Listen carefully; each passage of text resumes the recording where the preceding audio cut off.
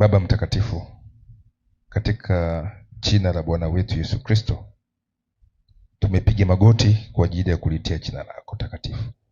Katika wasaa wa makambi, kusanyiko hili takatifu, uwepo wako katika Kristo ndani yetu ukadhihirishwe leo.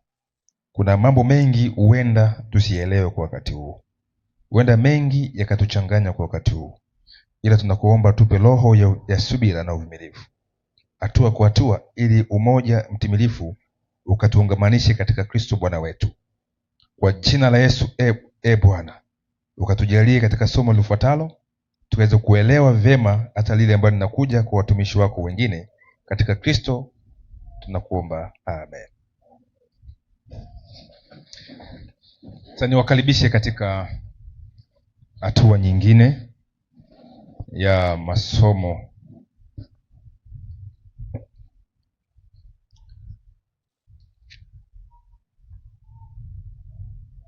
Mbele yenu ni mwalimu Masawe. Kwa wale ambao ni wageni, mimi ni mwalimu Masawe, nikiwa mume wa mke mmoja. Muda si mrefu ataonekana hapa na familia yangu, na nikichukua fursa hii kuweza kupeleka somo ambalo limepangiwa na utaratibu wa kambi. Somo ama kauli mbiu inayoitwa historia ya imani, historia ya imani yetu. Siku ya leo tuna somo linaloitwa siri ya uasi katika makanisa, likiwemo kanisa la ECDA. Nini? Siri ya nini? Ya uasi katika makanisa na katika likiwemo kanisa la ECDA. Jua tunaogopa sana kusema, ila imefika wakati yale ambayo yanasemwa sirini yatahubiriwa wapi? Kwenye dari. Sasa naombeni mnisikilize kwa makini, na nataka tuniwakumbushe msingi ambao tumeujifunza. Msingi wa somo hili ni kwamba msingi wa imani yetu ni kuamini Yesu ni Kristo, mwana wa Mungu aliye hai. Msingi huu unatupa yafuatayo. Moja, kujua kuna Mungu mmoja wa pekee aliye Baba. Haiwezekani kukawa na mwana wa Mungu na kusiwa na nani? Na Mungu au Baba. Mbili, unatupa picha nyingine kuwa tuna roho mmoja, roho ya Mungu. Najua tushajifunza kutamka issue ya roho wa Mungu na roho ya Mungu, tusheweka sawa, si ndio? Kwa hiyo mtu akisema roho ya Mungu uko sahihi kabisa. Kwa nini? Nukuu inasema hivi. Hii ni BECOHO Januari 15 mwaka 1893. Inasema hivi: kwa roho Baba na Mwana wanakuja kufanya makao yao kwako. Zingatia, kwa roho Baba na Mwana watakuja kufanya makao yao kwako. Kwa hiyo ukiwa na Roho Mtakatifu ndani yako, nani yuko ndani yako? Baba, Mwana na Roho Mtakatifu. Baba na nani? Kwa njia gani? Hii ni nukuu ya Ellen G. White. Je, ina support ya kibiblia? Kitabu kile cha waraka wa kwanza wa Yohana sura ya 4 na ule mstari wa 13. Twende kwa haraka mtumishi. Anasemaje? Katika hili tunafahamu ya kuwa tunakaa ndani yake, naye ndani yetu. Kwa kuwa ametushirikisha roho wake. Kwa tukisema kwa kuwa ametushirikisha roho wake, tunaelewa, si ndio? Bwana asifiwe. Zingatia, hii ni Desire of Ages, kama unayo hapo English. Na mimi siku hizi ninafanya mambo fulani hivi, napenda kuwa na kitabu cha inaitwa nini, hard book. Yaani kuna ile soft book na nini, hard copy hard copy ni kwa Kiswahili tunasemaje? Karatasi ngumu na soft copy ni Kiswahili chake nini? Naona tamuelewa. Yaani Waswahili hamuelewi. Unasema sijui nini tepe. Kuna jina liko hapo. Sasa lakini nina prefer kwamba tuanze kuwa na hard copy. Makanisa najua kuna ile mtu mmoja aweze kununua vitabu binafsi maana vina gharama lakini ifike mahali makanisa kwa umoja wetu tuwe na library ya vitabu. Si mzee makao iko hivyo? Tuwe na library. Mtu asiyokuwa na uwezo anakuja pale anachukua nukuu, anasoma. Alafu mambo nukuu. Mama wetu anasema, tupe tunukulie, si ndio? Yaani mama wetu imeshakuwa fimbo ya kutetea misimamo yetu ya kujitenga. Sasa tuendelee vizuri. Anasema hivi, wakati Yesu anahudumu katika patakatifu juu, bado kwa roho wake ni mhudumu wa kanisa duniani. Bwana asifiwe. Hapa tuna nani? Tuna Mungu roho Tuna nani? Tuna Yesu. Kwa njia gani? Hiyo ndio elimu ya kanisa hili sasa. Hapa napitia tu kwa wale ambao mmekuja leo ili mjue ninachokiendea kule mbeleni. Ellen G. White Education page ya 132 nasema hivi, ukuu wa Mungu kwetu sisi haueleweki.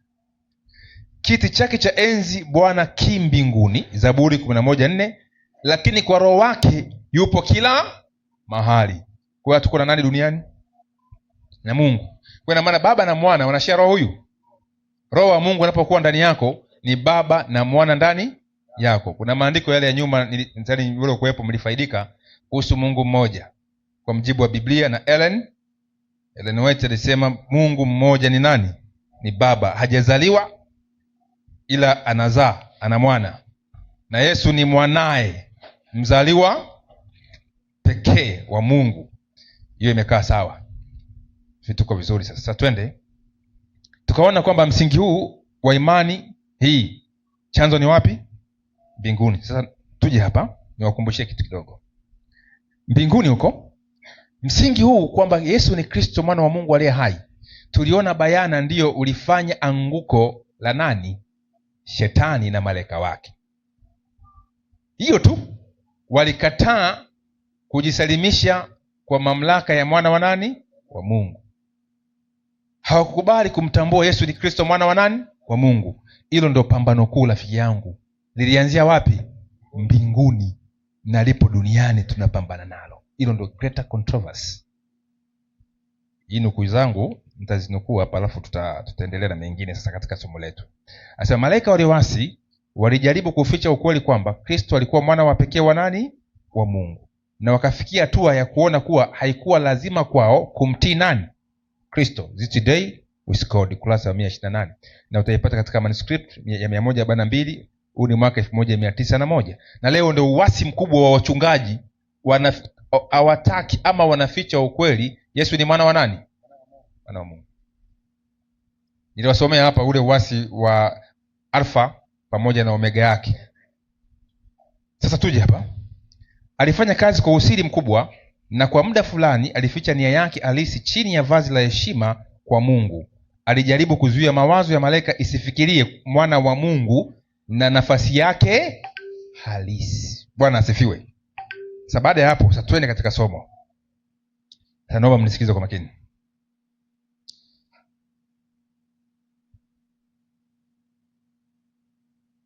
Jana tulifikia wapi kama nakumbuka? Jana. Nakumbuka tulifikia wapi jana? Nyosha mkono wako. Tulifikia wapi? Oho, kumbe sina darasa. Vitaris, tulifikia wapi? Ndio maana Pademi alisema watu wawe na kalamu na nini? Na karatasi. Uweze kukumbuka. Uwe na kalamu na nini? Jana tulifikia wapi?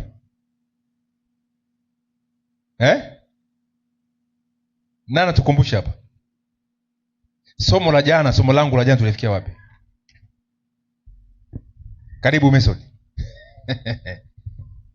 Nachokumbuka ndio ulikuwa unaongelea habari za Konstantino. Habari za nani? Konstantino. Kingine ambacho ulikipata katika somo lile?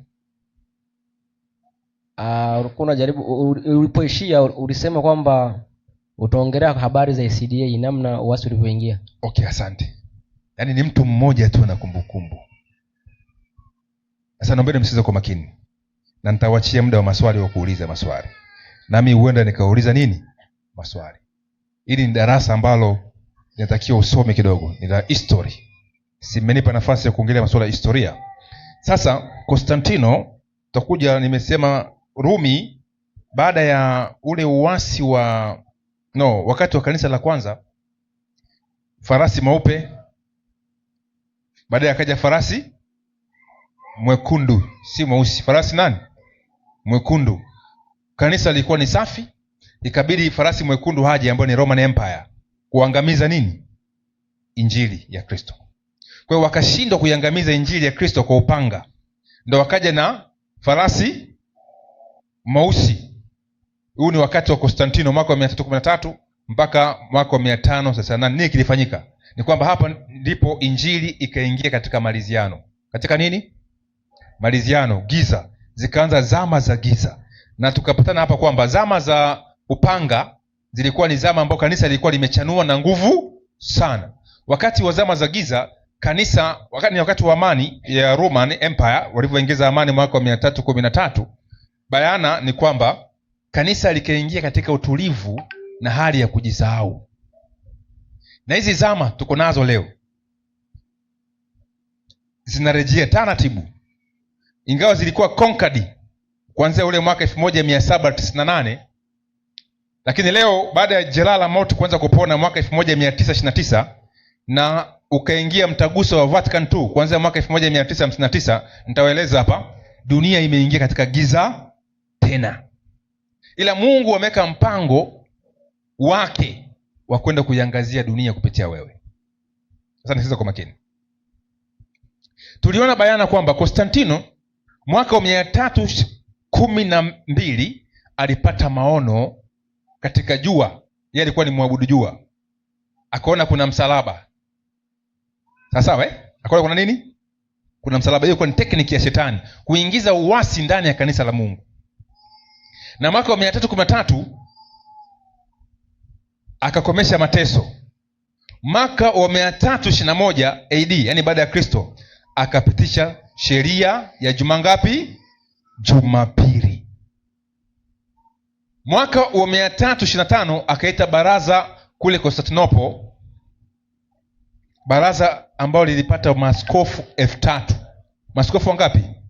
Pande zote za dunia. Wakafanya kikao kinaitwa kikao cha Nisea. Wakajadili Mungu wa Wakristo wa kuabudia. Ikatokea debate kubwa sana. Mwisho ikazaliwa fundisho la nini? La Utatu Mtakatifu kule Konstantinopoli. Hebu nipe bustani ya katekista ukurasa wa 130. Kwa fundisho la Utatu lilizaliwa wakati kanisa limeingia katika amani bandia ya mfalme wa Roma. Ndio likazaliwa. Lakini hapo nyuma kulikuwa hakuna historia ya kanisa nini, fundisho la nini? La Utatu Mtakatifu. Soma. Anasema ndio, kwa kadiri ya mapokeo fundisho la Utatu Mtakatifu liliamrishwa rasmi na mitaguso mikuu ya Nikea.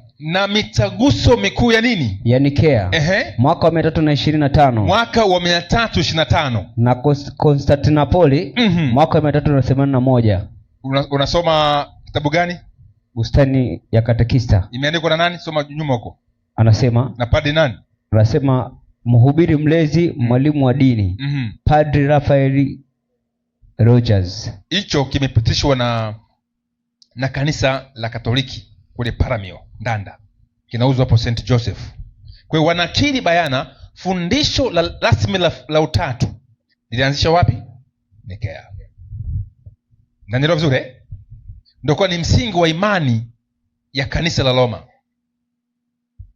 Na hapo nini kilifanyika kingine? Ilipitishwa masuala ya Krismasi, ubatizo wa watoto na kadhalika.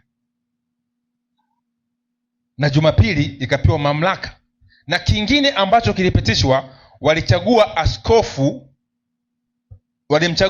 Sylvester, wakamfanya kuwa askofu mkuu, archbishop wa kanisa lote duniani. Ingawa walipinga baadhi ya maskofu, ila kwa nguvu ya mfalme ikalazimishwa, ndipo kanisa likapata mtu mmoja anaitwa nani? Pope. Kwa mambo yote haya yalichakatwa kule Roma. Huyu anaitwa nabii, anaitwa mzee. Hebu 12:10 kitabu kile cha Hosea. Huyu anaitwa mtu mzee huyu ambaye anaongoza dunia. Anasemaje? Tena nimenena na hao manabii, nami nimeongeza. Sio hiyo. Ni Isaya 9:15. Isaya 9:15. Isaya 9:15. Inasemaje? Anasema hivi, mzee mwenye kuheshimiwa ndiye kichwa. Ndiye nini? Kichwa. Wewe leo kichwa cha makanisa ni nani? Mzee mwenye kuheshimiwa, ambao ni Pope. Na nabii afundishaye uongo, nabii afundishaye uongo ndiye mkia.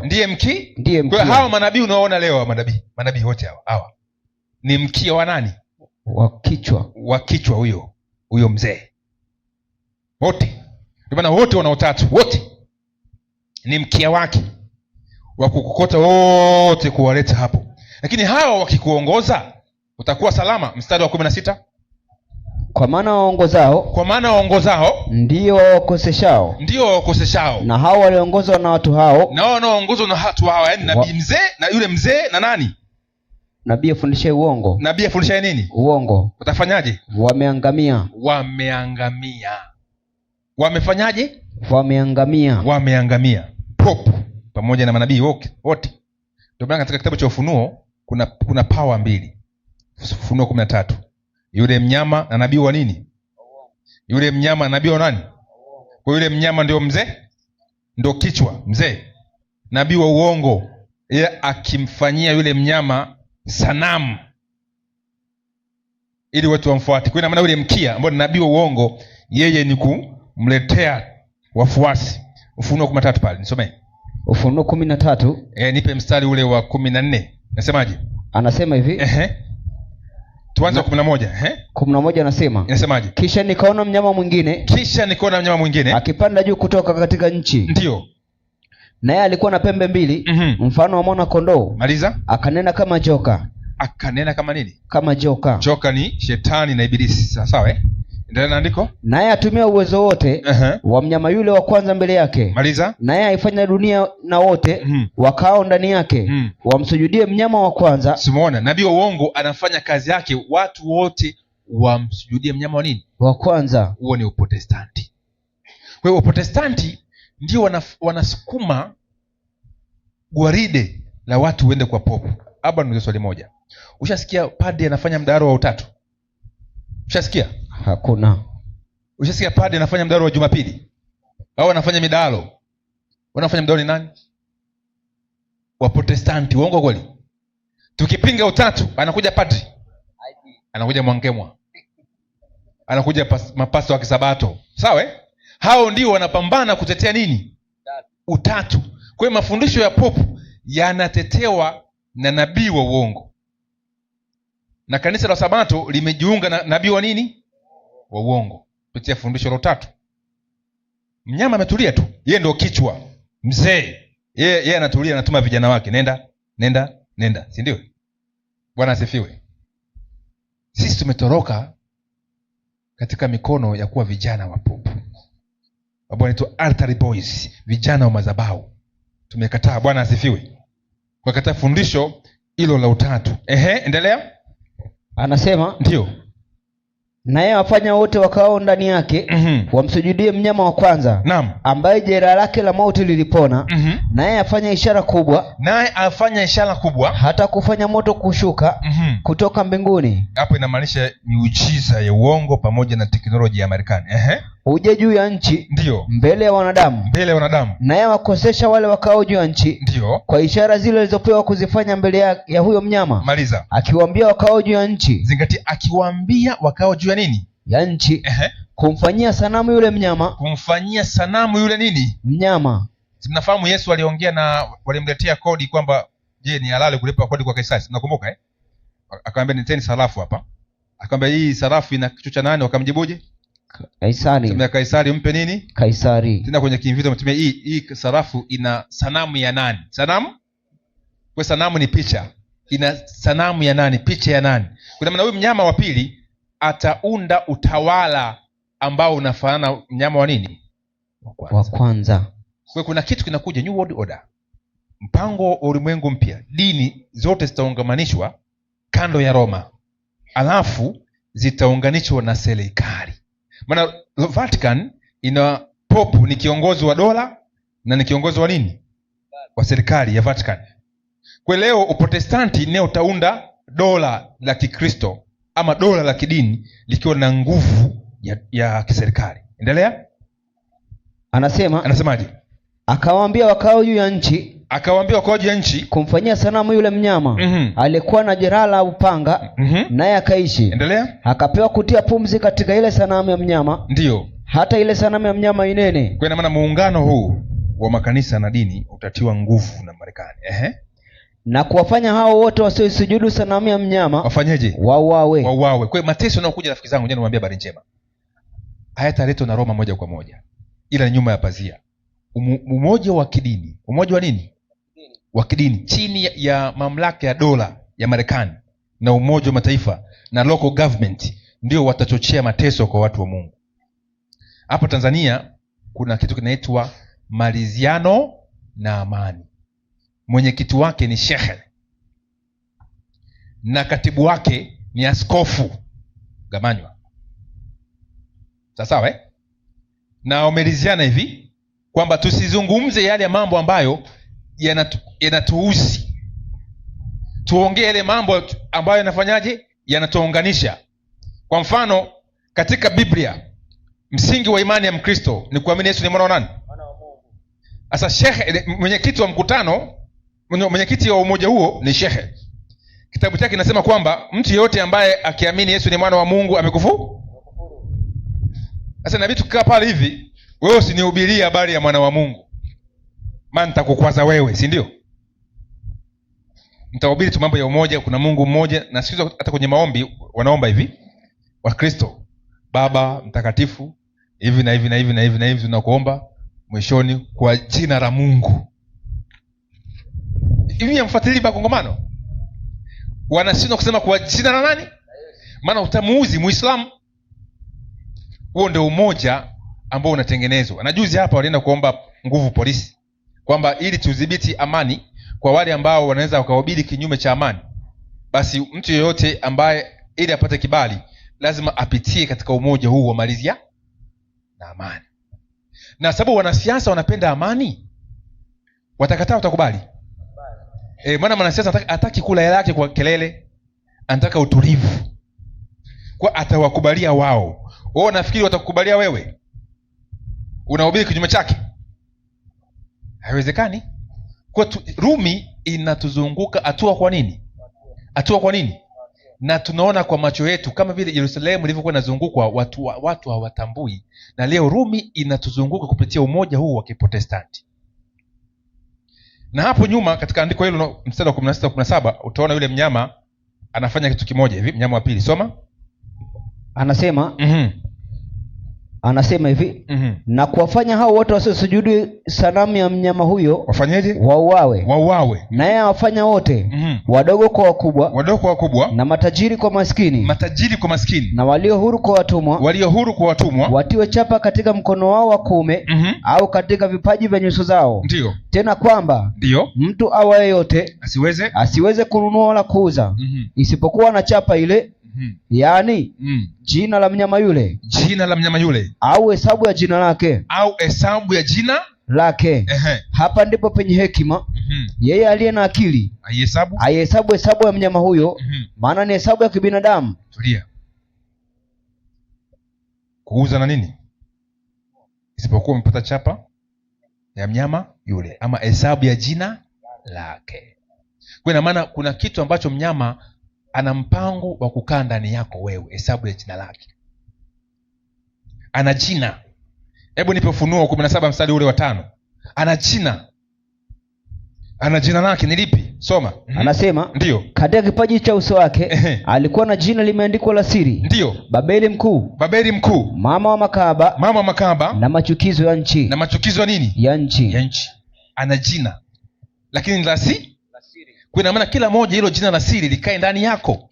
Likae wapi? Sasa anakaaje ndani yako? Inabidi akae kwa njia ya mafundisho. Hivi naelewa vizuri Kwa njia gani? Maana watu wa Mungu pia Mungu anakaa ndani yao kwa njia gani? Si ya mafundisho? Hebu nipe Ufunuo 14 mstari wa kwanza. Utaangalia pia kuna jina pia lazima liandikwe katika kipaji chako. Na mnyama pia anataka jina lake liandikwe wapi? Katika kipaji chako. Soma.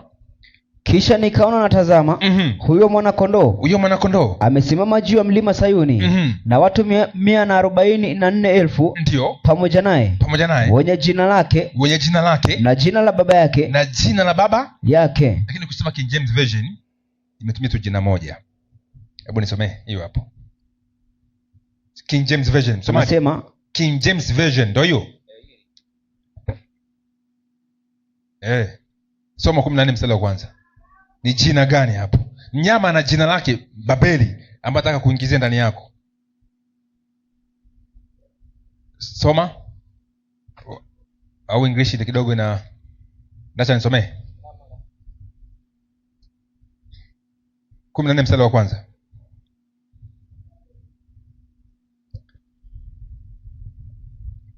Inasema I looked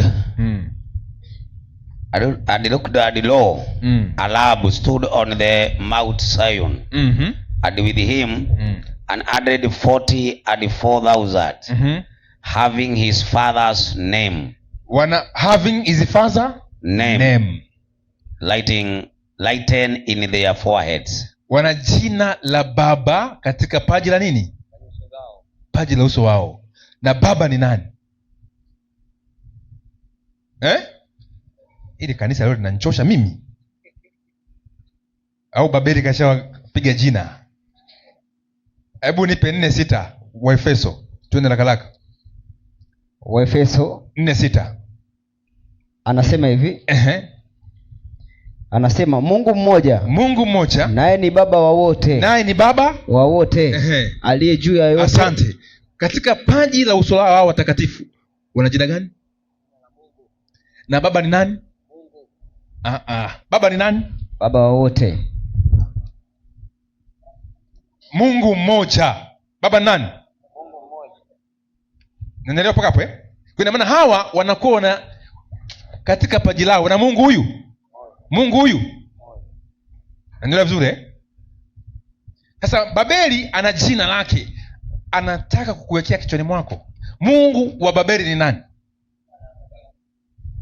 Sababu msingi mkuu wa kanisa la Roma ni upi? Ngoja nionyeshe hapa. Nyie hamwezi kuelewa, unajua vichwa vigumu. Inabidi tutumie tu maandiko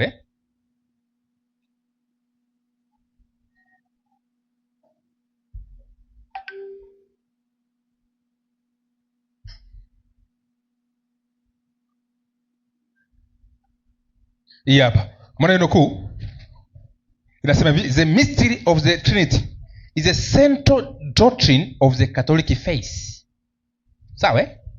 Upon it are based all other teaching of the church.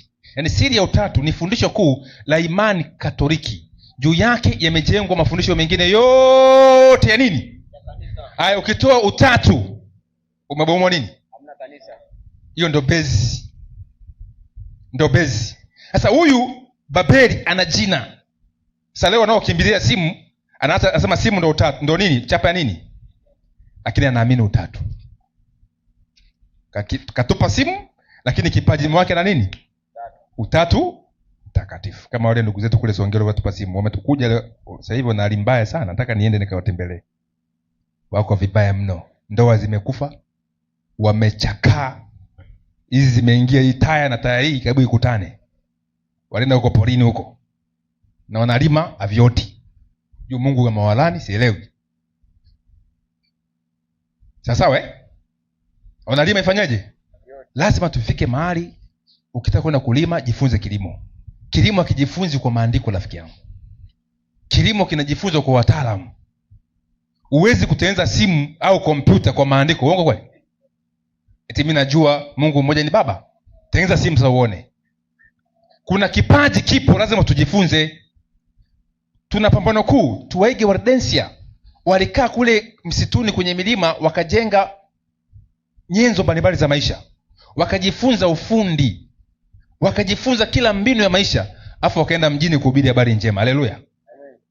Unakuwa ni fundi, anatengeneza tairi za Muislamu au Mrumi, afu anamwambia Bwana, unajua kitabu hivi na hivi na hivi na hivi, si ndio? Kuna Mungu huyu. Kuna nyumba leo huwezi kuingia wewe, lakini fundi anaingia. Uongo kweli? Hao mafundi wanajua siri nyingi sana.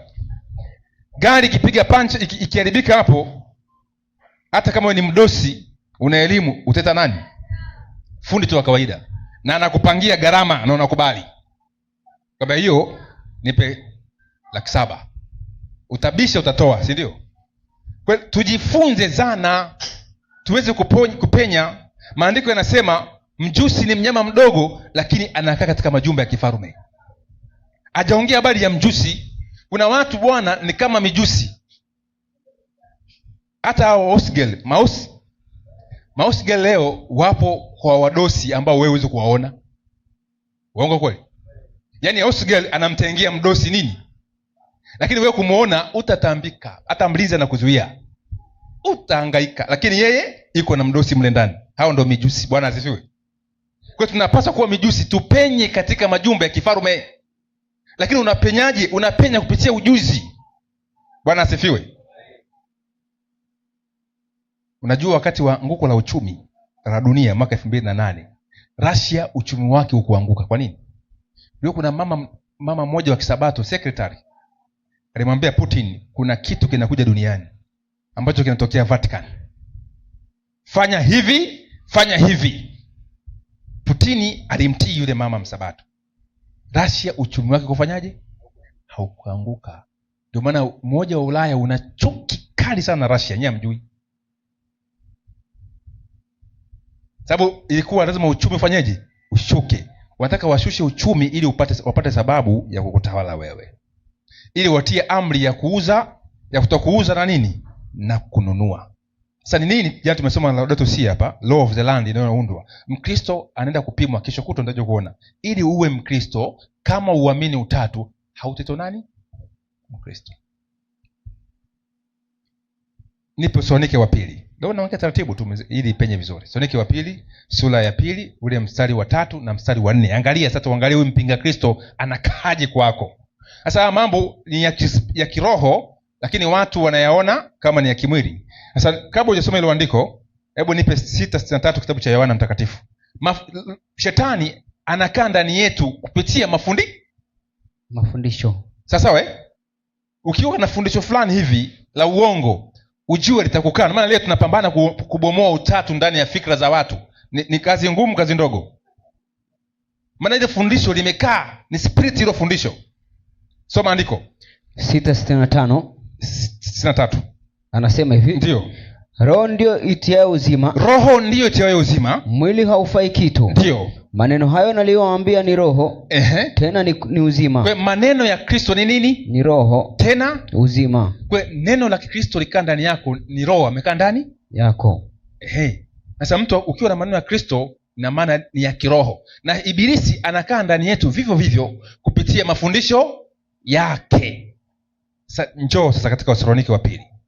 Wathesalonike wa pili sura ya 2 mstari wa 3 na 4. Some. Anasema, ndio, mtu awaye yote asiwadanganye kwa njia yoyote, maana haiji, yani siku ya Bwana haiji, usipokuja kwanza ule ukengeufu, ndio akafunula yule mtu wa kuasi, mwana wa uharibifu, yule mpingamizi, ajiinue nafsi yake juu ya kila kiitwacho Mungu ama kuabudiwa, ndio, hata yeye mwenyewe uketi katika hekalu la Mungu, akidunisha nafsi yake kana kwamba yeye ndiye Mungu.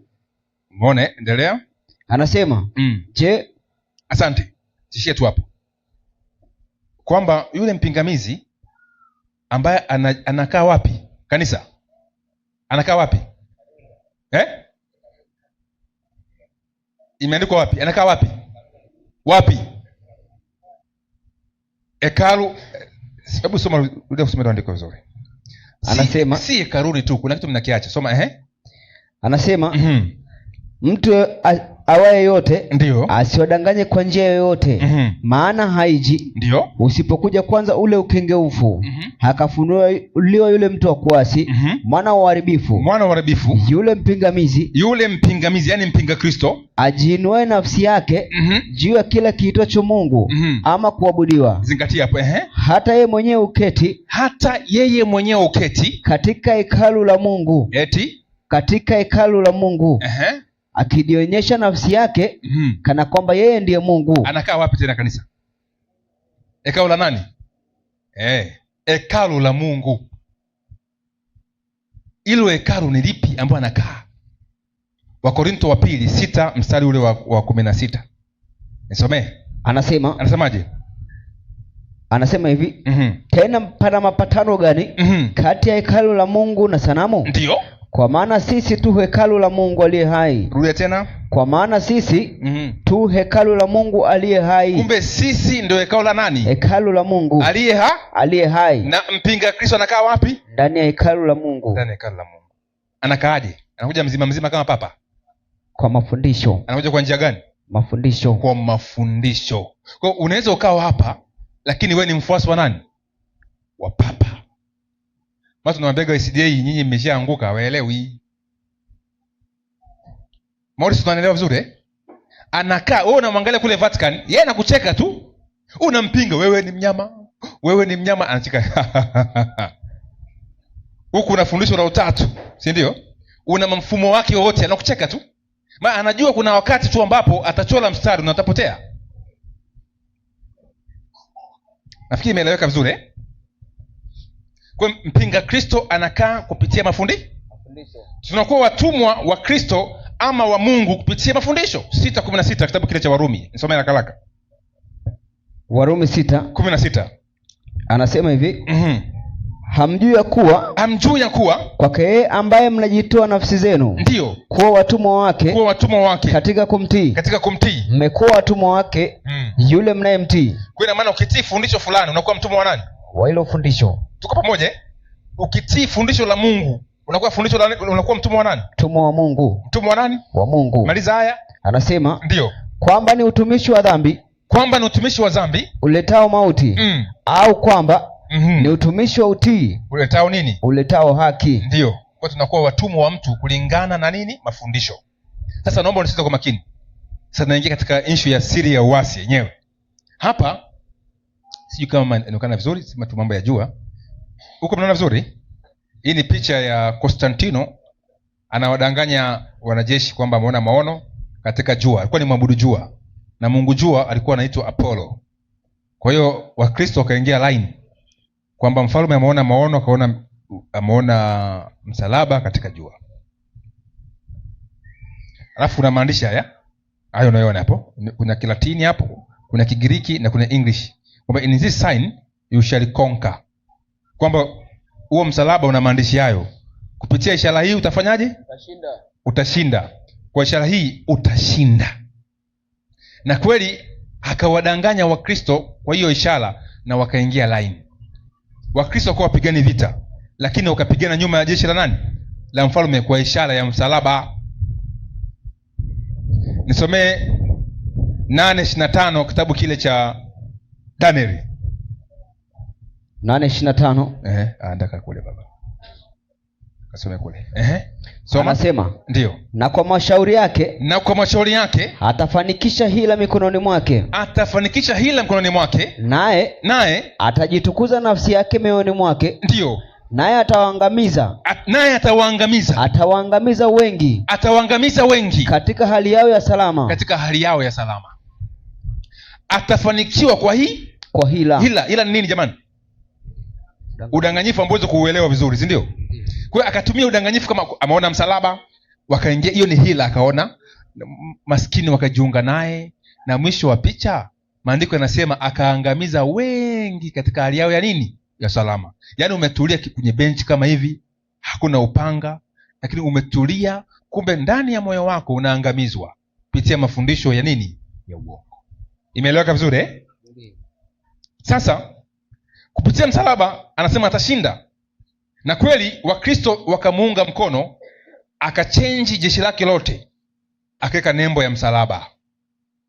Na leo huu msalaba huu ambao ulikuwa ni ishara ya mateso, ghafla ukachenji ukawa msalaba, alama ya kanisa. Muda ni mchache wa kueleza yote. Hebu ngoja niwape kitu kimoja hapa, nionyeshe maana ya msalaba ikoje hapa. Tuende kazi.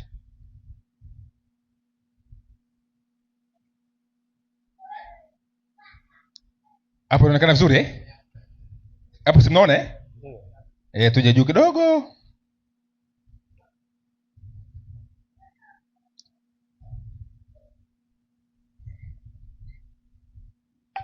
Hii, huyu ni mchungaji msaidizi Bwana Oliville, hapa isione vizuri. Bwana Oliville A. Burgin wa Linden SDA huko Marekani, akiwa amevalia msalaba wa ncha 8 ambao ni wa Katoliki, akiwa chini ya mimbari ya rogo mpya ya SDA. Umeona hapa hivi? Kavaa nini? Ukimwona nafikia bwana askofu wa Jumapili, si ndio? Huyu ni pastor wa Kisabato. Yaona misalaba? Umenifahamu mpaka vizuri hapo eh? Msalaba wa ncha ngapi? Niingia katika Google yako, andika ile 8-pointed star. 8-pointed star ni ishara ya Ishtar, Mungu mke wa Mungu jua. Sasa hapa kapo ambao Babeli walikuwa wakimtukuza. Ndio maana misikiti yote utaona ina 8-pointed star, wakimwabudu Ishtar aliyotokea mashariki. Waislamu wote wakimwabudu Ishtar. Pale Maka bendera ile ya rama ya ile 8-pointed star iko pale. Sawa eh? Sasa huyu ilikuwa ni mwaka 1997. Kanisa la SDA. Hii ndio rogo ya Sabato. Tunaiona hapo eh? Ina nini hapa? Msalaba. Ina nini? Msalaba. Na ina miali ya moto mingapi? 6. Someni ingapi? 6. Kuna nyota ya ncha 6 na kuna nyota ya ncha 5 na kuna nyota ya ncha 8. Ncha 6 ndio ile nyota ya Wayahudi. Inaitwa David Star. Lakini ile ncha 6 ndio inaunda 660 ngapi? 66. Nitawaonyesha hapa kidogo vizuri muelewe. Nitawaonyesha vizuri. Sasa huu ndio msalaba wa Vatican pale. Utoa ni msalaba una ncha 6. No, ncha 6 huu. 1 2 3 4 5 ngapi? 6. Sasa paka hapo Sasa Warumi wanapotoa pepo wanatumia inaitwa exorcism, kwamba wanachukua msalaba kama mti, wanamwekea mtu mwenye pepo. Mtu mwenye nini? Wanatoa pepo kupitia mti, si kwa jina la nani? La Yesu. Hiyo ndio iko hivyo. Sasa twende vizuri, tanaelewa tu taratibu.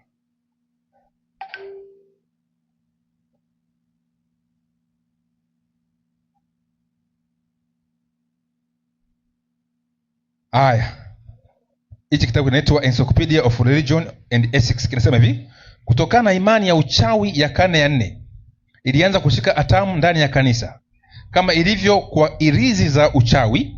Kufanya tu ishara ya msalaba ifikiriwa kuwa ni kinga ya uhakika dhidi ya pepo na dawa ya magonjwa yote. Wewe Vitaris, ulikuwa Mkatoliki eh? Ulikuwa mvai msalaba?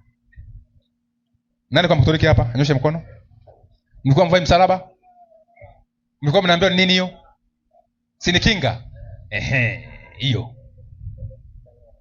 ni kinga. Hivi nimeprove twende taratibu Ele anasema hivi katika DA 416 Desire of Ages. Msalaba ulihusishwa na nguvu za Rumi. Na nguvu za nini? Ilikuwa chombo cha kifo cha kikatili zaidi na cha kufedhehesha.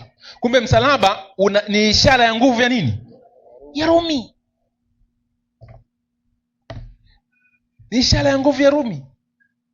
Sasa ukabadilishwa ukaingia kuwa ishara ya Kikristo, lakini bado unawakilisha nini? Roman Empire. Sasa angalia hizi bendera. Hizi ni rogo za makanisa yote, iliamriwa kuanzia mwaka 1957. Sawa? Makanisa yote ya umoja wa kiekumene yawe na rogo ya msalaba, yawe na moto wa ncha ngapi? ncha ngapi? 6. Hii logo ya nani? Sawa hii ni logo ya World Council of Church. Utasoma hapa, sema ionekane vizuri, utaona hapa. Hii ni logo ya National Council of Church ya Marekani. 1 2 3. Sasa hapo kuna mgeuzo yake iko hapa, inaunda 6. Yote lazima iwe na ishara ya nini? Ya moto. Yote lazima iwe na ishara ya moto. Kuna quotation hapa iko hapa. Nisomee. Tunataka mambo kama hayo. Anasema ndio Wakatoliki wanaweka misalaba juu ya makanisa yao, juu ya madhabahu yao, na katika mavazi yao. Kila mahali panapoonekana alama ya msalaba, ndio kila mahali unaheshimiwa na kutukuzwa, ndio na kusifiwa sana kwa nje. Lakini mafundisho ya Kristo yanazikwa chini ya lundo kubwa la mapokeo yasiyo na maana, tafsiri ya uongo, ndio na masharti makali, ndio dogmas. Asante. Ukurasa wa 470 Kiswahili, Kiingereza 568. Na iko huko nimeiweka hapo kwenye hii presentation. Sasa kuna Ministry of Healing page ya 470 nasema hivi, pambano kuu. Beji ya Ukristo si ishara ya nje, si ishara ya nini? Si kuvaa msalaba au taji, bali ni ile inayofunua maungamo ya mwanadamu na nani? Muungano wa mwanadamu na Mungu. Bwana asifiwe. Kwa hiyo kuweka ishara za msalaba kwa Mkristo inapaswa ipaswi? Ukiweka unakuwa chini ya nani? Hii ni ishara ya Roma. Sasa tuje hapa nikuonyeshe kitu kimoja, sababu muda ni mchache. Ndio maana nje nikuonyeshe hapa, utaelewa. Tena imekuwaje hapa?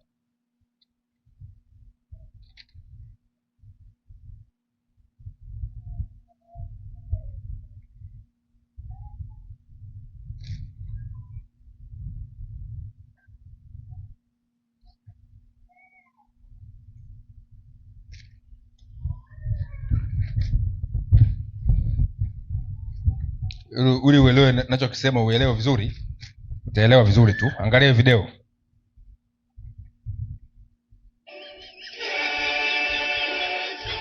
Wanabusu nini hapa?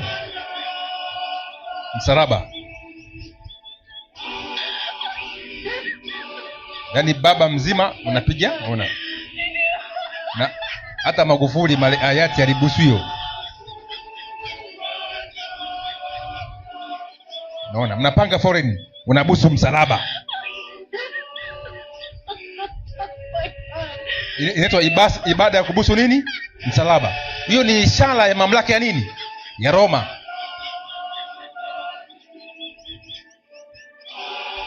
Nadhani mmeelewa vizuri Sasa leo SDA ilikuwa haina hiyo badge, ilipinga masuala ya misalaba. Hata makaburi ya SDA ilikuwa nini? Si mnakumbuka Leo tena wanatetea kwamba ndio ishara nini? Ya Ukristo. Ishara ya Ukristo. Ndio hapo unaona kana picha hii, baba mzima kama huyu na kipara chake anayekiwa mti. Yaani Roma inatutaabisha jamani. Mafundisho ni utumwa wa hali ya juu. Kuna kifungo hapa.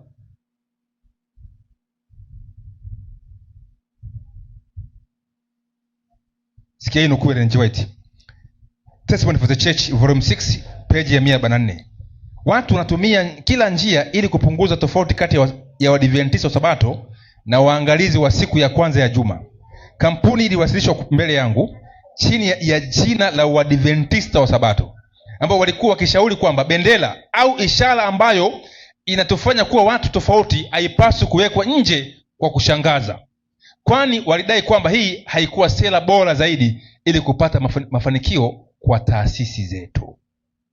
Yaani waliona ile ishara ile ya awali ya malaika wangapi haifai, italeta tabu kwa taasisi zetu kupata mafanikio.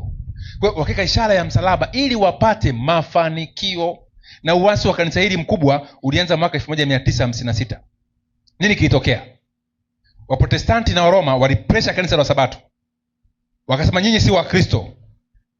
Ikabidi sasa Wasabato waanze kufanya mjadala. Maana ilikuwa hivi, serikali ya Marekani ilikuwa taka itambue Wakristo afu ianze kuepusha kuwekea kodi kubwa na iwape na ruzuku, kwamba ukiagiza leo bidhaa kama za shule au hospitali ulipe nini?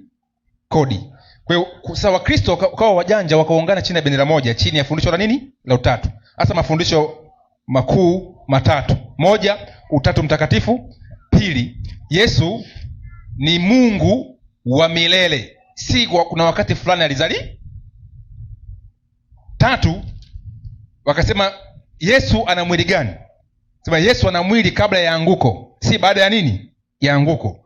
Wakati huo wa Sabato walikuwa waamini utatu, na wanasema Yesu kuna wakati uko milele, alizaliwa na nani? Na Mungu. Pia Yesu alichukua mwili baada ya nini? Ya anguko. Kwa wakaitwa kati, kikundi cha kizushi. Ndio wakainuka relay from chini ya General Conference wakati ule kutafuta muafaka na makanisa mengine ili waonekane kwamba wao ni nini? Wa Kristo. Lakini fundisho lingine ambalo lilikuwa ni kizuizi kwa Sabato ni fundisho la hukumu ya nini? Ya upelelezi. Kwa English tunahitaji investigation judgment. Nyewe wakapatana kwamba hivi Yesu pale msalabani alimaliza kila kitu.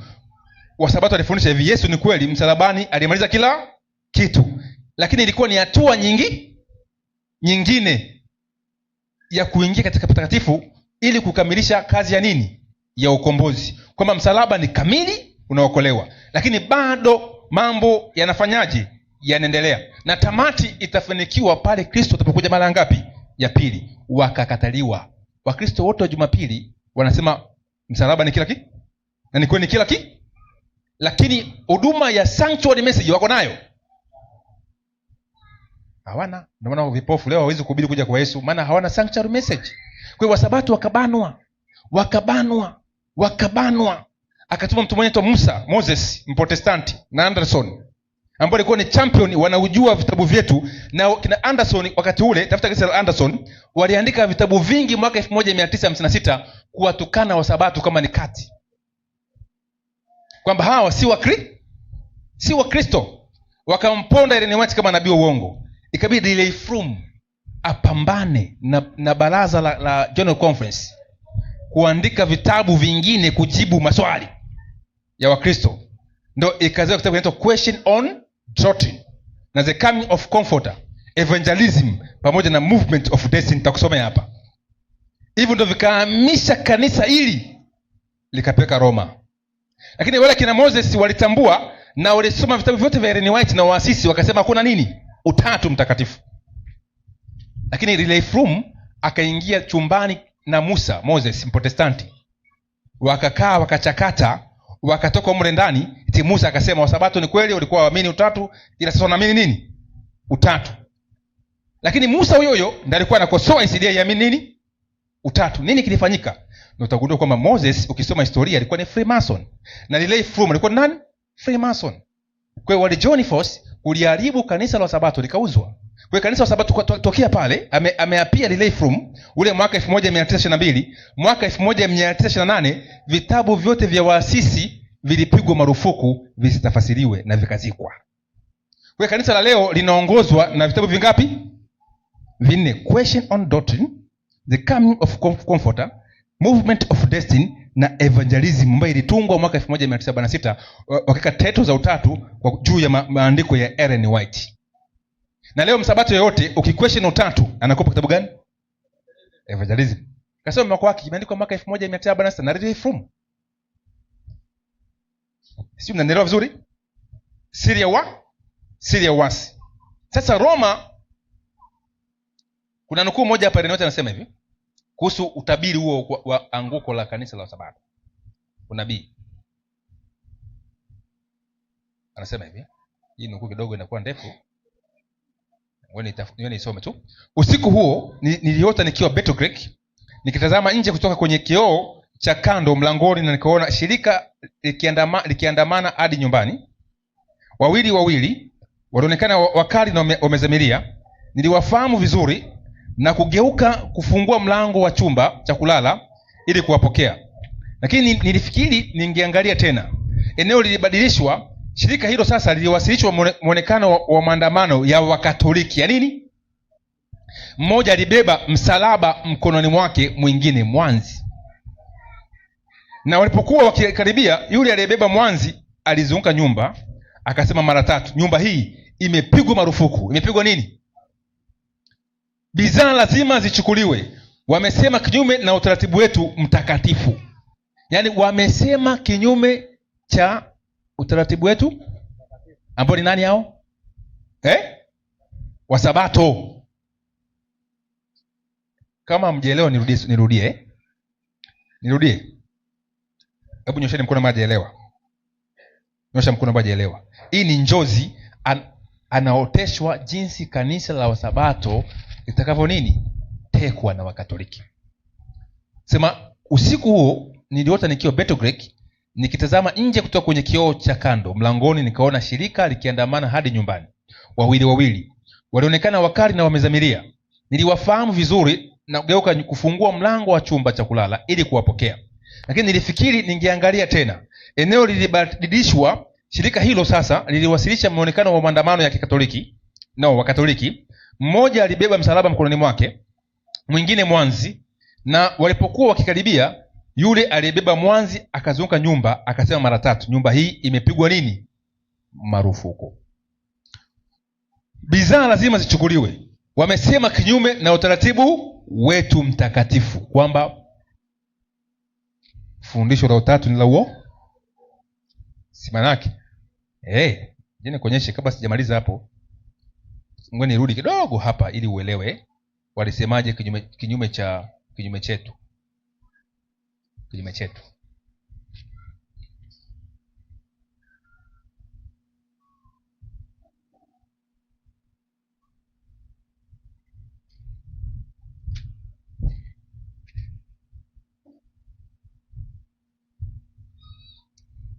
Hapo inukue James White. Siri ya uasi ilianza kufanya kazi katika kanisa katika siku za Paulo. Hatimaye ilikuja nje ya unyenyekevu wa Injili na kuyapotosha mafundisho ya Kristo, na kanisa likaenda nyikani. Martin Luther na wanatengenezo wengine waliondoka katika nguvu za Mungu. Sasa naomba ni wai, muda ni mchache.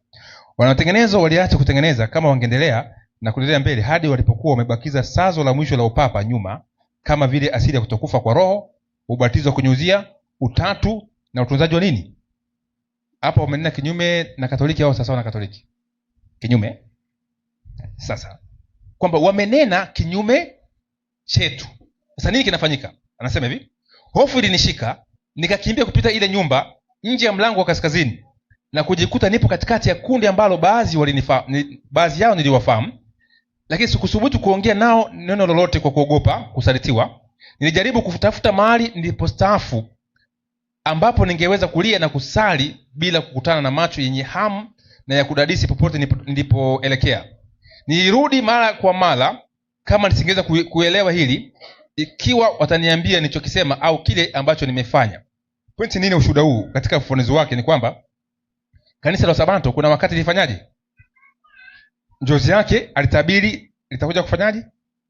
Kutekwa. Na ni kweli mwaka 1956. Sawa, lilifanyaje? Lilitekwa. Na leo utaona hapa hizi rogo zote za moto, zote hizi za makanisa wote, kanisa la Wesley yote hapa, makanisa yote unayoona, makanisa Evangelical Church, wote wana msalaba na nini? Wenye nini? Moto, si ndio Wasabato wana msalaba na moto? Wako na? Si wako nawe? Sasa sikiliza hapa, nabii anasemaje? Nipe hicho kitabu cha Selected Message. Msomaji? Hebu mwingine asome kama naona yeye anasinzia. Selected Message. Nipe hicho shika Selected Message. Nipe ukurasa wa 198. Nimekupigia mstari pale. Jamani, mnaelewa vizuri Twende 198. 152 sorry. Nimepigia mstari utapaona hapo. 152 na 153. Twende kwa haraka. Inasemaje? Adui wa roho ametaka kuleta dhana kwamba matengenezo makubwa yangetukia kati ya Waadventista wa Sabato. Ndio. Na kwamba matengenezo haya yangejumuisha kuacha mafundisho ambayo yanasimama kama nguzo za imani yetu. Na kujihusisha katika mchakato. Ndio. ya kujipanga upya. Je, matengenezo haya yangefanyika, matokeo yake yangekuwa nini? Kanuni za kweli ambazo Mungu katika hekima yake ametoa kwa kanisa la masalio zingetupiliwa mbali. Zingefanyaje? Zingetupiliwa mbali. Zingetupiliwa wapi? Mbali. Endelea. Dini yetu ingebadilishwa. Dini yetu ingefanyaje? Ingebadilishwa. Huo ndio ufafanuzi ile njozi. Aliona sasa Wakatoliki wanaingia ndani ya kanisa la Sabato na kuchukua bidhaa na kuteka lile kanisa na kuweka misalaba mle ndani. Soma. Kanuni za msingi ambazo zimedumisha kazi hiyo kwa miaka 50 ndio iliyopita zitahesabiwa kuwa makosa. Shirika jipya lingeanzishwa. Shirika jipya lingefanyaje? Lingeanzishwa.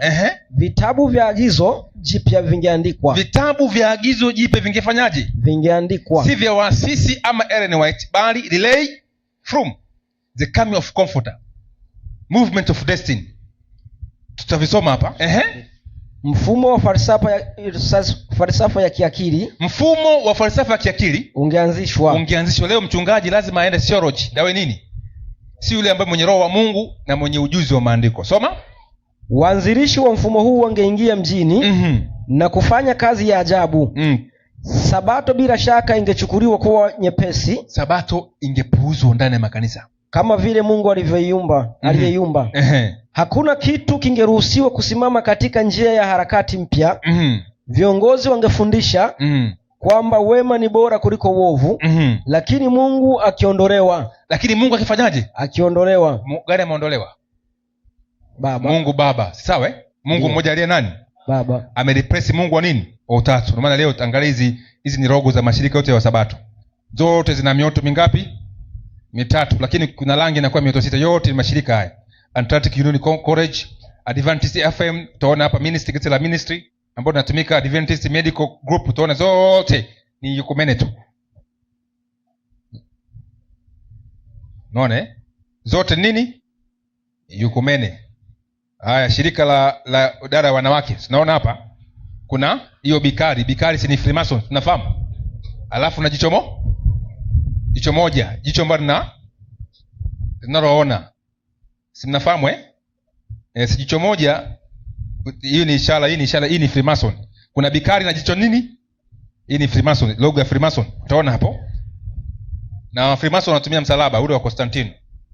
Kwa hiyo utaona hawa ni viongozi wa ICDA. Wamepiga picha, wamefunika jicho nini? Ni coincidence hiyo? Ni Freemason system. Na wameunda conference 13 ambao ni mfumo pia ule wa conference. Sasa ukija angalia jicho moja ni Freemason, angalia hii ni Adventist, hichi kitabu cha Sabato. Jicho lina nini? Jicho, sawa? Hii ni Adventist Community Health Center, hii hapa. Ina nini? Jicho moja. Hichi kitabu cha nini? Adventist Today. Jicho nini? Hii hapa inaitwa Ministry Global Mission. Jicho nini? Na hii ministry wamefunga jicho nini? Ndio maana nasema Sabato ni Freemason. Kwa sababu wametuingizia nini? Freemason. Kwa hiyo mambo ni mengi. Angalia hii. Hii ni ishara ya Illuminati. Wana nini? Hii ni Illuminati. Hii ni nembo ya Illuminati. Wana nini? Na hii ni ya Sabato, sawa? Inaitwa hapa inaonekana vizuri hapa. Sabato ina jicho moja. Haya, angalia hii ni kanisa la Katoliki hili. Ndani ya kanisa wameka nini? Jicho, piramidi nini? Na jicho moja. Na hapa piramidi na nini? Jicho moja. Ni kanisa la Katoliki. Hii ni coincidence? Kwa haya ni mambo yote ni siri ya uasi. Dini yetu ingelibadilishwa. Idara ya vijana, angalia.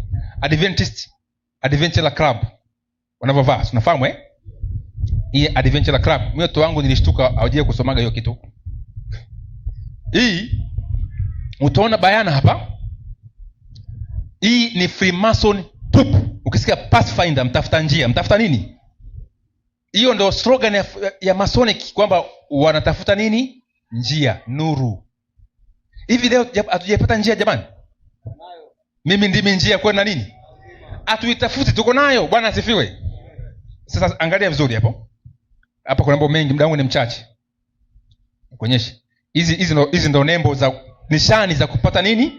Kufikia yani umefuzu unapata nishani. Nani kashasoma mambo ya Pathfinder? Adventure, nyosha mkono. Ile nini Adventist Youth vijana, Master Guide. Nyosha mkono tu, nyosha mkono. Wengine hapa walikuwa wanatoroka si mlikuwa mkifuzu mnapata nishani sasa katika hii mtafuta njia kuna nishani ya nyuki. Uongo kweli? Kuna nishani ya jua lenye ncha ngapi? 8. Au nyota ya ncha ngapi? 8. Alafu na hii ya kujengea nini? Kujengea hii mahitaji hii ya ujenzi. Mnachukua kile kijiko kile cha kujenga kwenye ukuta, kwenye cement, mnakifahamu? Na kile kirula. Mnafahamu fundi waache? Alafu pia kuna mkono, hebu njoo Shirima. Alafu kuna mkono, hii nishani moja ya mkono hii hivi. Si mnafahamu hii? Hii ni moja ya salamu ya nani? Freemason. Sasa zingatia vizuri hapa. Nikuonyeshe hizi ishara uelewe. Freemason nao wanazo ishara hizi, angalia hapa. Hii ni ishara ya adventurer. Tuko pamoja? Nini? Hii ni nini? Nyuki, si ndio? Hii ni ishara ya firma. Angalia hapa wameka mzinga wa nini? Wa nyuki. Huwezi kuingia kwenye Masonic Temple kama hujakuta ishara ya nyuki. Nenda pale hapo posta karibu na BOT. Jengo la Freemason. Ingia pale ndani utakuta kuna hii ishara hii ya nyuki. Vatican. Utaona majengo yote ya Vatican kila zile nguzo wameka nini? Nyuki. Hizi hapa wameka nyuki. Hiyo ni coincidence? Usia kanisa limetekwa. Tuje ishara ya nenda Vatican hapa. Ile ishara ya nyota 8, sawa? Sema hapa ionekane vizuri. Hii ni octagon. Ishara ya nyota 8 au nyota ya nyota 8 inaitwa octagon. Kwenye katika ardhi ya Vatican pale City, mle ndani mle kwenye cathedral, utaona kuna sakafu zote zina nyota ya ncha ngapi? 8. Ingia tu utaona. Na hiki pale nitawatumia mtakiona vizuri. Bwana asifiwe. Free tu. Ishara ya nyota 8 utaona ilikuwa ni ishara ya kipagani ya Mungu Ishtar Shamas, ambapo Mungu alikuwa anawakataza Waisraeli wasisogelee ibada ya nini? Shamas. Ibada ya jua. Ilikuwa ni nyota ya ncha ngapi? 8. Sarafu ya Kirumi, nyota ya ncha ngapi? 8. Nembo ya Byzantine, ishara ya ncha ngapi? 8. Catholic Templars, yani kikosi cha Katoliki kile cha kijeshi, ishara ya nyota ngapi? 8. Ufalme wa Saudi Arabia, nyota ya ncha ngapi? Hiyo ni coincidence? Sawa Utaona mambo yalivyokuwa makubwa. Haya. Ishara ya nyota 8 utaona hapa ncha 8. Ukienda pale Vatican Square utakuta kuna hiki kitu kina duara hivi. Mnaifahamu Kahesabu zile ncha. Pale square ambapo pale unamchagulia popu na washiki unakaa pale. Utaona ile square yote ina 1 2 3 4 5 6 7 na ngapi? 8. Ishara pale chini ikanyaga ishara ya ishara 8. Alafu hapa hii logo ya Pathfinder utaona hapa ina nyota ngapi? 8. Ncha ngapi? 8. Hii ni nembo ya Papa Francis. Nembo ya nani? Ya Jesuit marehemu. Ina nyota ncha ngapi hapa? 8. Hiyo ni coincidence? Wanaabudu Mungu huyu mmoja. Ishara ile ya nyota ya ncha 3. Ncha ngapi? 1 2 3 4. Hii hapa ambao wanavaa Pathfinder no vai hapa. Hii ni alama ya hii ni adventurer. Ina ncha ngapi hizo? 4. Na hii ina ncha ngapi? Na hii ngoja hapa nyota ncha ngapi? 4. Ni coincidence? Hapa muone vizuri, nitawatumia hilo somo. Haya ndio mambo ya Sabato kwa mnayasomea. Hii nyota ncha 4, hii ni SDA Adventurer, hii ni Vatican, hii ni Hindu, hii ni Buddha. Sawa Ukija ule msikiti wa Al-Aqsa, utaona una ile octagon hii hapa, ncha 8. Utaona hapo octagon katika jumba la makumbusho la Vatican, ncha 8. Utapata hapa octagon katika hekalu la Kibuda huko Bangkok. Kila kitu kiko vile vile. Yaani wapagani wote ni kitu hichi kimoja. Ile Adventist, ile Master Guide. Ulikuwa Master Guide wewe? Si ndio? Hii ishara yenu ya Master Guide. Uongo kweli? SDA Master Guide. Utaona hapa kuna nyota 1 2 3 4 5 6. Alafu ina octagon ishara 8. Hii hapa ni hivi. Utaona hii ni Vatican. Utaona hii octagon ya Adventist Youth.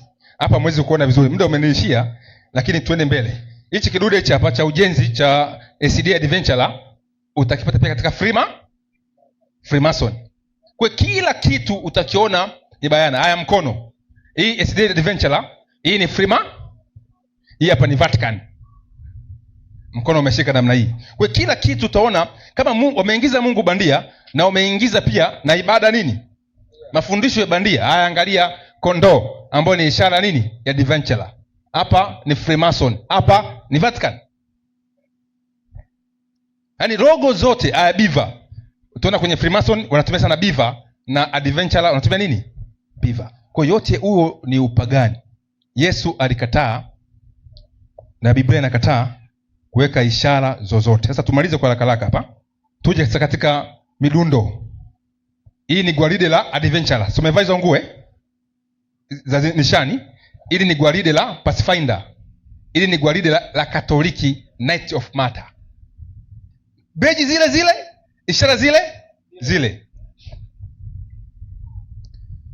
Haya ni mavazi ya SDA Master Guide.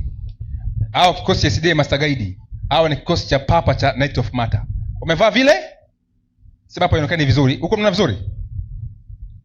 Umevaa vile? Kwa hiyo magwaride yote asili yake nini? Huko kwao. Kwa mataifa yote umelewa kwa mvinyo wa sharati wake. Sasa twende hapa tumalizie vizuri, ni kuonyesha hii movement of destiny inavyokuwa.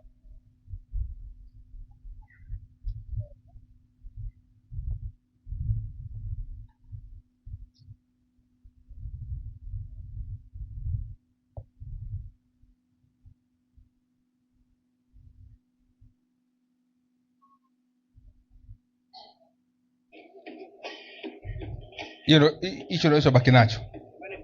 Kama vile hii ni Knight of Malta, yote inaofanya Knight of Malta ndio wanafanya wao. Sasa niambie, hili ni kanisa au jeshi? Katika jambo ambalo naniumiza, nilikuwa sina maarifa wakati ule, nilikuwa nashinda kuelewa hicho kitu. Sikukubali katika akili zangu ndogo, kwa nini kanisa tu na kitu kama hiki?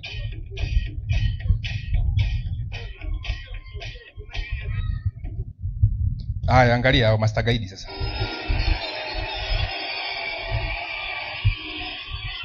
Hii ndio kanisa la Sabato. Wana utatu.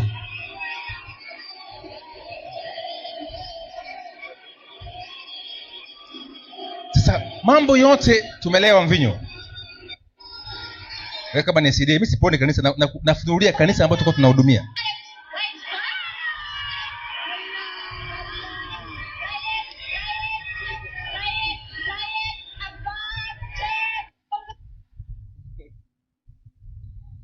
Mnacheka wakati wako bize na mambo ya sofa, Papa ne akiwa bize kuunganisha nini makanisa, dini zote. Wao wako na katika Papa anaunganisha nini dunia.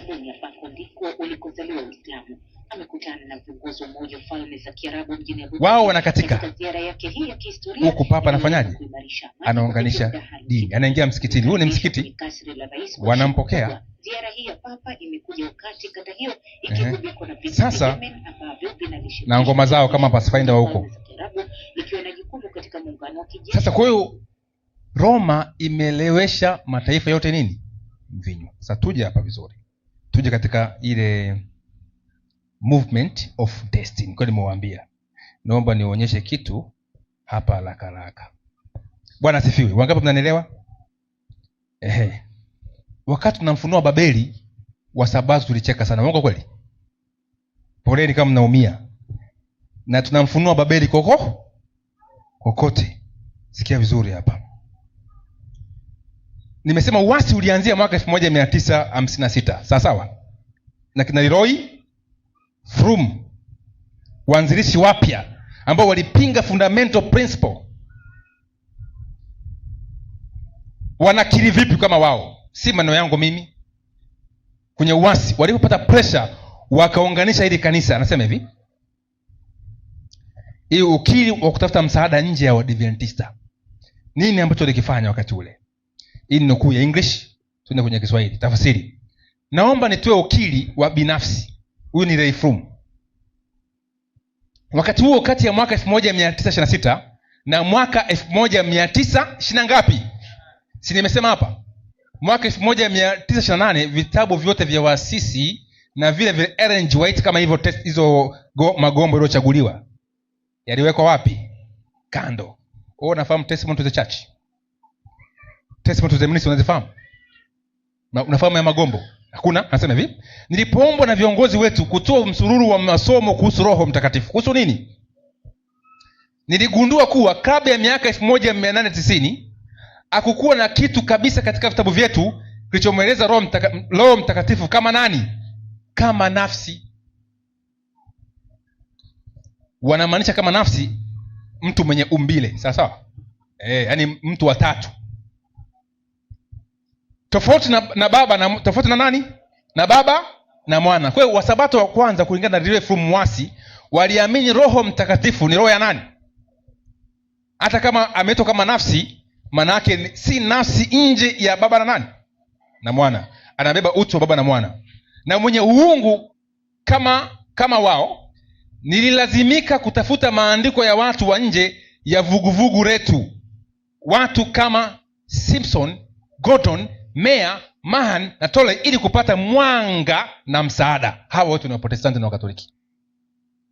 Yaani alienda kwa Waprotestanti na Wakatoliki kujifunza Mungu Roho Mtakatifu. Kwa Mungu Roho Mtakatifu katoka wapi?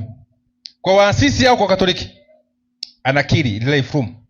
Hicho kitabu kinaitwa Movement of Destiny, yaani kutoka katika harakati hii kwenda katika harakati nini nyingine mpya. Anasema hivi, ukiri kuhusu msimamo wa waasisi wa awali. Anasema hivi, hii nukuu ya Kiingereza na Kiswahili nimeweka hapo.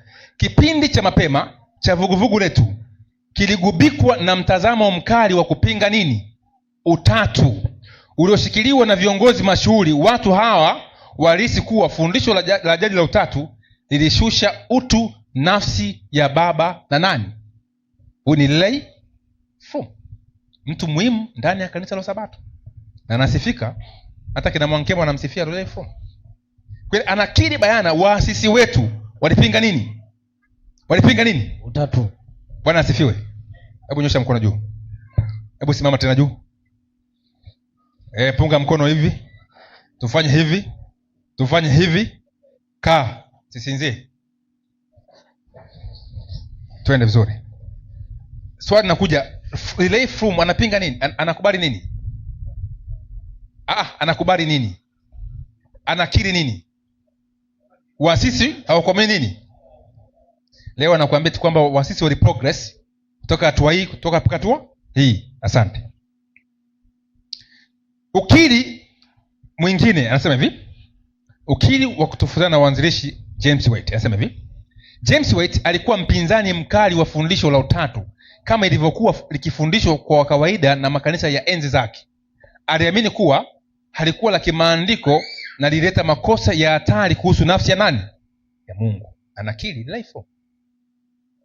Anasema tena hapa, hii ni balaa zaidi, ukiri wa mabadiliko ya mwelekeo. Sema tulianza hii Movement of Destiny mwaka 1971. Huu ni mwaka 71. Mwaka wangapi?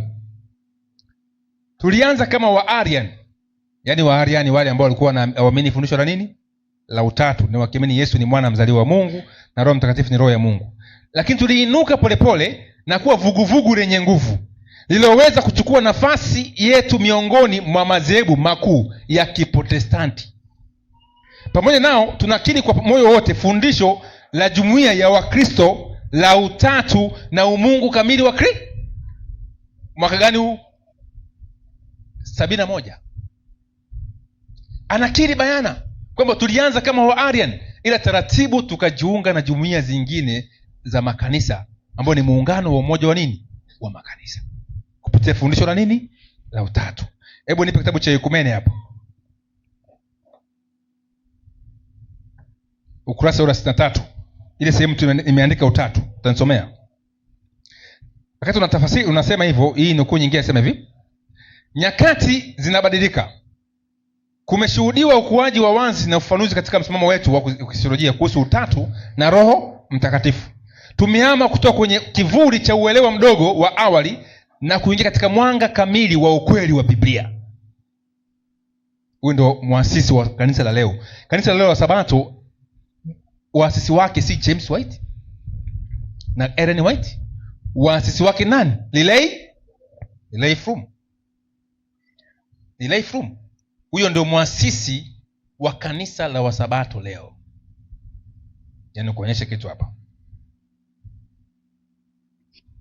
Soma wakati unanisomea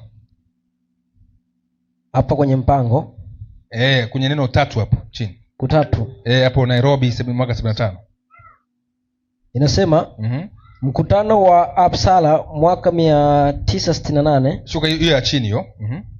Mkutano wa wote katika mji wa Nairobi mwaka 1975 uliyahimiza tena makanisa kutafuta umoja wa imani ambao ungejidhihirisha katika ekaristi moja na kanuni ya imani moja. Ndio. Hatimaye baraza la makanisa lilikamilisha msingi ule wa imani tuliokwisha kuutaja kwa kuliingiza neno moja linalohusu Utatu Mtakatifu. Ndio. Nao wale wengine wanataka bado kuupanua na kuimarisha msingi huo. Ndio hicho hapa sasa. Uko umoja wa makanisa, msomaji, unaunganishwa na nini? Utatu Mtakatifu. Sasa ndio anasema hivi, huyu tulianza kama wa Arian, lakini tulininuka polepole na kuwa vuguvugu lenye nguvu liloweza kuchukua nafasi yetu miongoni mwa madhehebu makuu ya Kiprotestanti. Pamoja nao tunakiri kwa moyo wote fundisho la jumuiya ya Wakristo la Utatu na umungu kamili wa nani? Wa Kristo. Wajaungana Babeli. Muungana Babeli. Hii ndio kitabu cha Movement of Destiny. Hivi ndio vitabu ambavyo vimeharibu kanisa la Sabato, ndio msingi.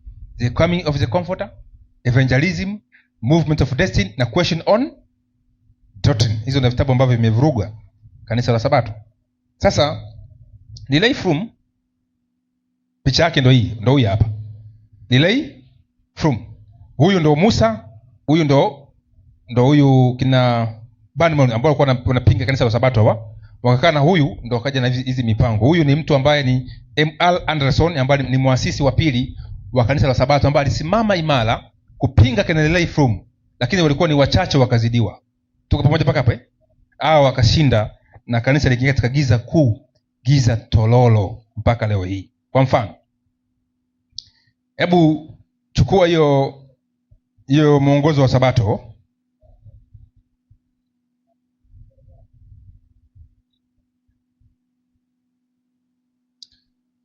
Hapa anasema hivi, baadhi ya wale ambao ni wapya wanaokuja katika imani na kudai kwamba wana nuru maalum kutoka kwa Mungu katika kuhusu jumbe hizi, lakini nuru yao mpya huwaongoza kuweka mbali kweli zilizoanzishwa ambazo ni muhimili ya imani yetu. Watu wapya kina Lilei Froom wanakuja na miongozo mingine, wametafasiri vibaya na kutumia vibaya maandiko, wanaziweka vibaya jumbe za Ufunuo 14 na kuiweka pembeni kazi ambayo jumbe hizi zimeikamilisha. Hivyo wanakataa mipaka ambayo Mungu mwenyewe ameianzisha, kwa sababu nuru yao mpya inawaongoza kubomoa jengo ambalo Bwana alilijenga. Tunapaswa kujua kwamba yeye hawaongozi. Maana mfumo wao ya kidini imebomoa mfumo ule wa awali. Kwa mfano, fundamental principle ambazo ziko 28 na wao pia wameweka 20 ngapi?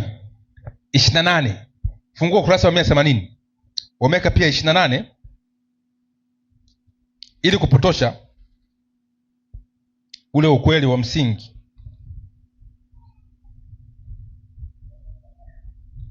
Hebu soma msingi wa kwanza. Maandiko matakatifu. Maandiko matakatifu. Ngoja kidogo.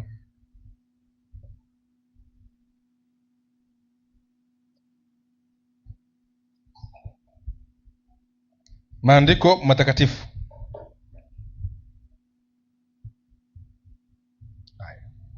Basi tuachane hiyo kitu.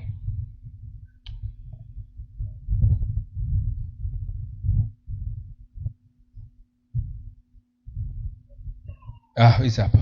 Usimuona hapa? Mwaka 1950 ngapi? Mpaka mwaka 1960 ngapi? Msingi wa Sabato kwa ni Mungu mmoja Baba, sawa? Yupo kila nini? Mahali. Wakati wakaanza kutaratibu wakaandika wa kwanza maandiko matakatifu, msingi wa leo maandiko matakatifu, si ndio? Wa awali Bwana mmoja Yesu Kristo mwana wa nani? Wa Baba wa milele.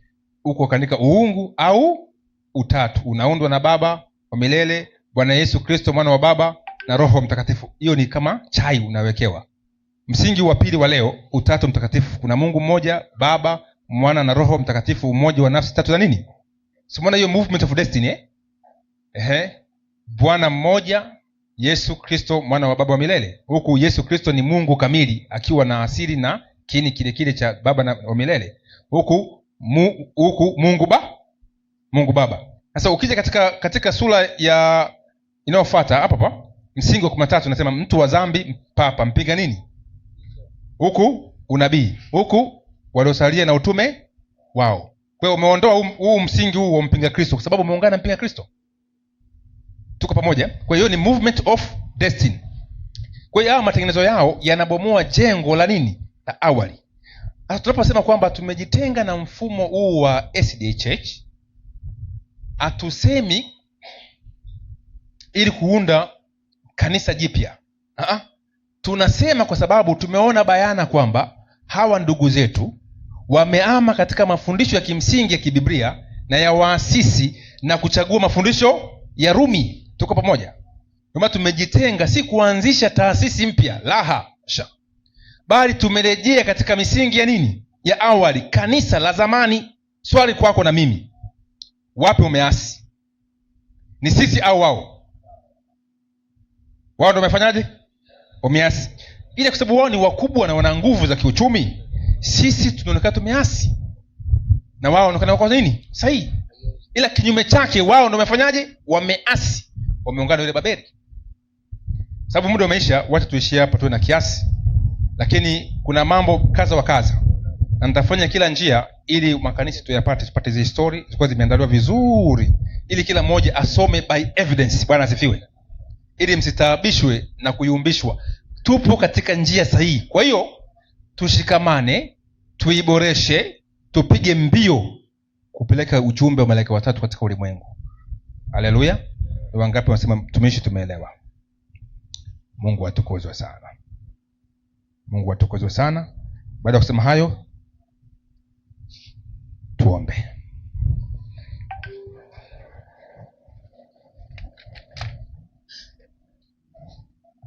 Baba mtakatifu, katika jina la Yesu, asante kwa neema yako na busara yako ambayo umetufanyia katika maisha yetu. Tumejifunza historia, mambo ni magumu, lakini nimejaribu kuiongea katika lugha ambayo inaeleweka kibinadamu. Lakini huenda lugha yangu isieleweke vizuri kwa wale ambao Bwana wanatufuatilia ama sisi wenyewe mahali hapa. Kwa Roho wako milele akatafasiri, akaweke wepesi kile ambacho Bwana kimepatikana kidogo kikashikiliwe sawa na fadhili zako. Mungu wangu, wabariki watu wako ambao wamekuja kukusanyika mahali hapa, na mtumishi wako Mwalimu Ndacha anapokuja mahali hapa kufundisha. Neema yako ikawe pamoja naye na pamoja na kanisa hili, tukabarikiwe sote. Maana tunakuomba yote katika Kristo Bwana wetu. Amina. Niwakumbushe